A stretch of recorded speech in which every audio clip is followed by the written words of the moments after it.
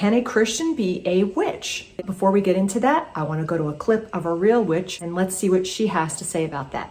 I've been getting heaps of questions about is, can I be a Christian and a witch?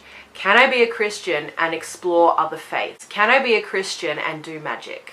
Yes, you absolutely can. There are plenty of people out there who will say no.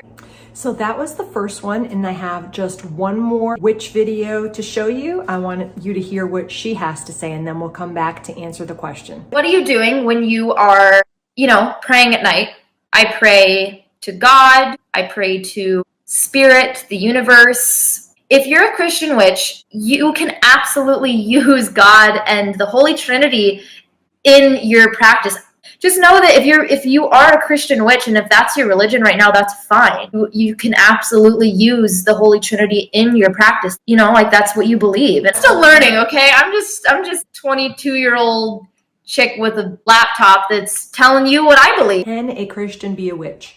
Right away, you sit there listening to these witches or even looking into what they do, what they believe, how they live their lifestyle. And if you know God's word, right away, you say no. The Bible has a lot to say about the occult and occult practices. And the Lord warned the Israelites when they entered the promised land back in Deuteronomy 18. He's like, you're going into this land that I'm going to give you.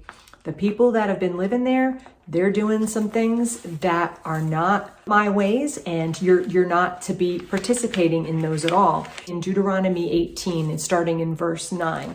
And it lists a whole slew of occult practices, everything from human sacrifices to seeking mediums and psychics and sorcery and consulting the dead are detestable to the Lord, an abomination to the Lord. It's wickedness, and we are not to participate in it. These modern day witches, they're very young, they're very appealing. They don't look like what we would think as a witch, like what we may see on TV, or we may think that they associate themselves with like Satan and darkness.